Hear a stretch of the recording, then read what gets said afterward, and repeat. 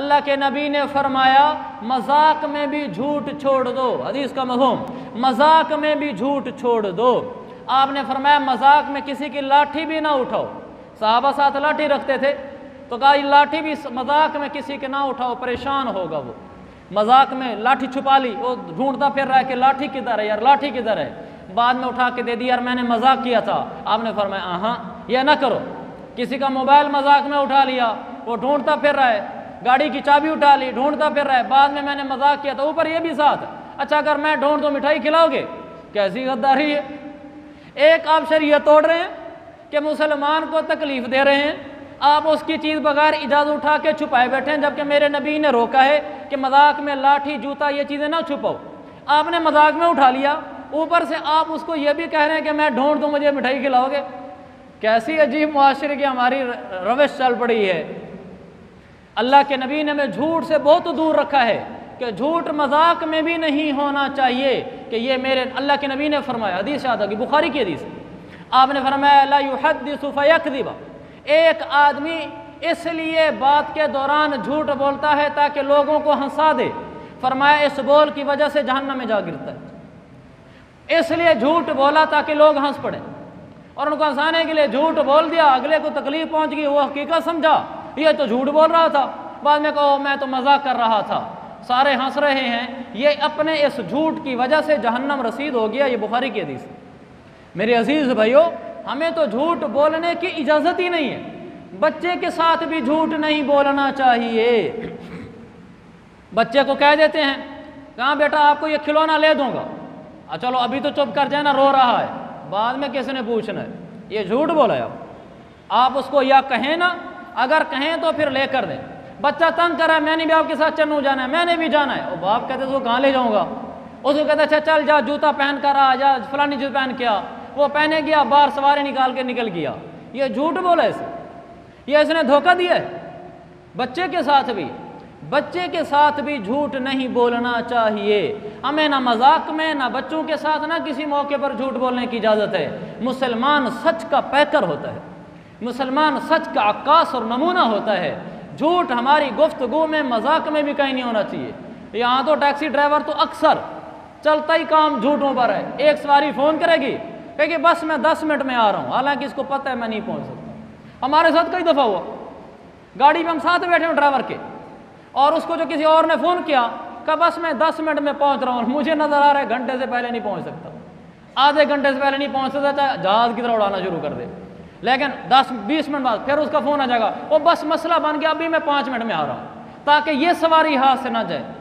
کتنا بڑا جھوٹ ہے یہ، روزی اللہ کے ہاتھ میں، آپ اس کو کہہ دیں میں آدھے گھنٹے تک پہنچ سکتا ہوں، اس سے پہلے نہیں پہنچ سکتا۔ اگر آپ کے مقدر میں سواری لکھی ہے، مجھے میرے رب کی قسم وہ روزی کسی اور کے پاس نہیں جائے گی، اور اگر نہیں لکھی تو چلی جائے گی۔ آپ دوسرے تیسرے فون پہ اس کو دلاسا دیں گے، کہیں گے بندہ ہی جھوٹا ہے، یہ آئندہ فون ہی نہیں کرنا اس نے آپ کو، کہ اس کے اعتبار ہی کوئی نہیں ہے۔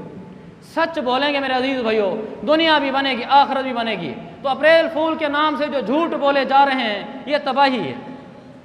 بس آخری 2-3 منٹوں میں میں آپ کو اپریل فول کی حقیقت بتا دیتا ہوں، تاکہ جھوٹ بولتے وقت، اپریل فول مناتے وقت خیال تو ہو میں کر کیا رہا ہوں، کتنا بڑا میں عذاب مول لے رہا ہوں، کیا میں مسلمانوں کے ساتھ کر رہا ہوں۔ اپریل فول کی ابتدا کیسے ہوئی؟ مورخین نے مختلف لکھا ہے، لیکن انسائکلوپیڈیا جو بٹانیکا والوں نے چھاپا ہے اس میں جو لکھا ہے وہ یہ ہے، اور یہ بظاہر معتمد روایت ہے۔ اندلس پر مسلمانوں کی 800 سال حکومت رہی، اس کے بعد عیسائیوں نے قبضہ کیا، اور اس کا جو عیسائی اس وقت حکمران بنا تھا فرینڈینینڈ سیکنڈ، ویسے کافی سارے فرینڈینینڈ ان کے عیسائی آئے تھے، لیکن جس نے قرطبہ اور غرناطہ ان کو فتح کیا، اندلس پر اپنی حکومت قائم کی، یہ سیکنڈ کہلاتا تھا۔ اس نے آ کر قرطبہ پر، غرناطہ پر قبضہ کر کے پورے اندلس پر حکومت قائم کر لی، عیسائیوں کی حکومت قائم ہوگی، مسلمانوں کو چن چن کر اس نے قتل کیا بدبخت نے۔ پوری ریاست اندلس میں مسلمان ڈھونڈنے سے بھی نہیں ملتا تھا، اس لیے کہ مسلمان کا مطلب گردن اڑنا تھا۔ وہ کہتا تھا میری پوری ریاست میں کوئی کافر، کوئی مسلمان نہیں ہونا چاہیے، سب عیسائی ہونے چاہیے۔ بہت سارے مسلمان ڈر گئے تھے قتل سے، تو انہوں نے اپنے آپ کو اوپر سے عیسائی بنا لیا تھا، گھروں سے قرآن نکال دیے، نماز پڑھنا بند کر دی، عیسائیوں والی علامات لگا دی، صلیب گھر پہ لگا لیے، عیسائیوں کے تہوار میں شریک ہونا شروع ہو گئے تاکہ میری جان بچ جائے، بچوں کی جان بچ جائے۔ کافی سارے مسلمانوں نے ایسا کیا تھا۔ جب اس کو یہ پتہ چلا کہ یہ سارے بہت بڑی تعداد مسلمانوں کی ہمارے اندر اب بھی موجود ہے لیکن پتہ نہیں چلتا کون ہے، تو بڑا پریشان ہوا کہ ان کو کیسے قتل کروں، ان کو کیسے نکالوں اپنے ملک سے۔ تو اس نے ایک منصوبہ بنایا، اس نے ایک اعلان عام کر دیا، ہمارا سب سے بڑا مرکز مسلمانوں کا رونے کی تاریخ ہے، کبھی وقت ملے تو سنائیں گے کیا ہم نے قرطبہ کے ساتھ کیا، کیا غرناطہ کے ساتھ کیا ہوا، استنبول کے ساتھ کیا ہوا، ہندوستان میں جب مغلیہ سلطنت کا زوال ہوا تو کیا ہوا۔ ہماری دکھ بھری داستان ہے جس میں مسلمانوں کی بعض غلطیوں کی وجہ سے ہمارے اوپر کفر چڑھ آیا تھا۔ خیر، تو اس نے کہا کہ میں ختم کرنا چاہتا ہوں، منصوبہ بنایا کہ جتنے مسلمان جہاں کہیں رہتے ہیں، ہماری حکومت اب مستحکم ہو چکی ہے، ہم کسی کو قتل نہیں کرنا چاہتے، ہم ان مسلمانوں کو دوسری قریبی اسلامی ریاست میں شفٹ کرنا چاہتے ہیں اپنے خرچے پر۔